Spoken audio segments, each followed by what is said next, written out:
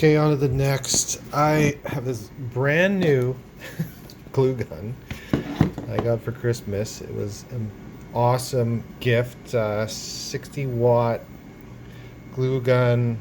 Something I've been using as of late many times. But, as a typical me, I took it apart and I want to add an LED indicator that it's on. Sometimes these glue guns, they just never know if they're getting power or plugged in. They never have a switch, but at least I just want a little red LED indicator, which I'm going to add. I think I'm just going to put it somewhere on the top. But this gets straight 120 volts, and I need to step that down so LED doesn't burn out. So figured I need a 100K resistor with okay, let me start over. I need a 100K resistor with this little LED, but these are only, as far as I know, 1/4 watt resistors, and they'll most likely burn out. I did a little test and had a 10K resistor, but and that started to smoke. I'm gonna reduce with this resistor, but I still want it higher than 1/4 watt. I know I think I did my calculations right. I think I can get away with that, but I want a higher watt here. I have this old TV chassis, so I'm going to try to find 100K, maybe half watt resistor on it. So if I got my colors right, I'll need a brown. 100K is brown, black, yellow. Brown, black, yellow. So I won't bore you with going through all this stuff. Okay, I just tested this. I couldn't find a bigger resistor than this. It's 100K, but I wanted larger wattage, but couldn't find one. So I just tested this 100K, it's 1/4 watt, with this LED, and I just makeshift a plug here, and plugged it in for a while, checked the temperature. It doesn't go up in temperature at all. I did the calculation, so it is under 1/4 watt coming through there, about half of that, so it should be fairly stable. So I'm gonna put it in that glue gun now. I'm just going to splice a couple wires in here for this LED. I could find one with white, so white's going to be added on here. Shrink wrap after I put this together. And this was a connection already. Both these were the same. They're just soldered with shrink wrap, so I took the shrink wrap off, and I'm going to add a lead for the LEDs right onto that same solder point, and then put the shrink wrap back on.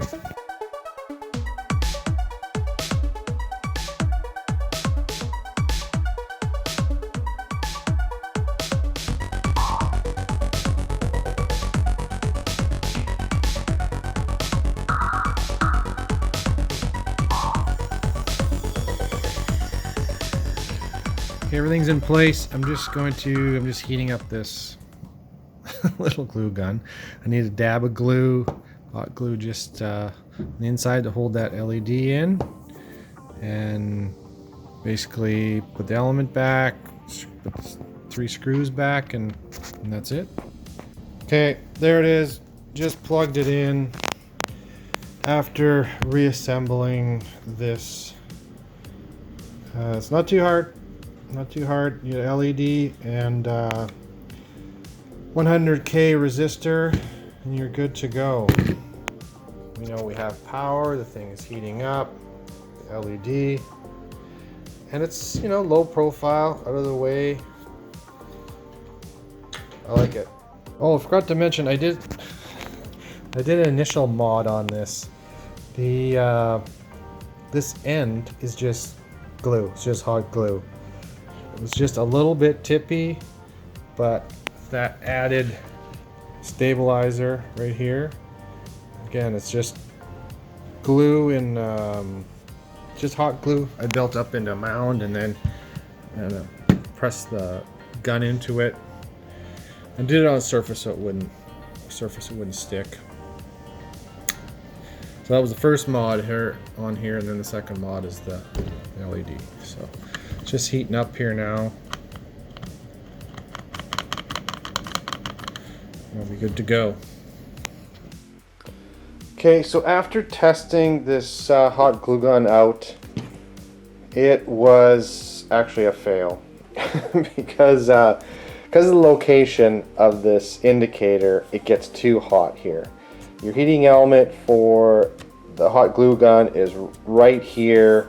This is where it gets the hottest, and to put the LED there is not a good spot. So I'm going to relocate now that light and somewhere near the handle where it's cool. So I'm going to just rewire it, drill a hole, rewire it, and put the LED in a location near the back here. All right. So I moved the indicator to the back away from the heat source. I couldn't put it near the end or in the handle. There was too much mechanism linkage going on. There was too crowded. And the only room was top and bottom. No sense putting it on the bottom. That's just ridiculous. You can't see it. So I moved it back on the top, and that should be fine.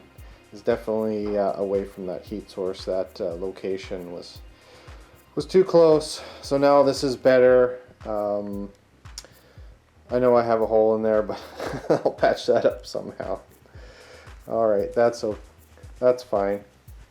When you're hooking up this LED, know that the LED is polarized. There's a positive and negative, and the positive needs to go on the positive prong on the cord, and the positive prong on the cord is the small one, right? So if you follow this cord back into the hot glue gun, this will be the positive. This wider blade is the negative. So when you hook up that LED, positive side of the LED is here, and you can go online and figure out which is the positive side or negative side of an LED.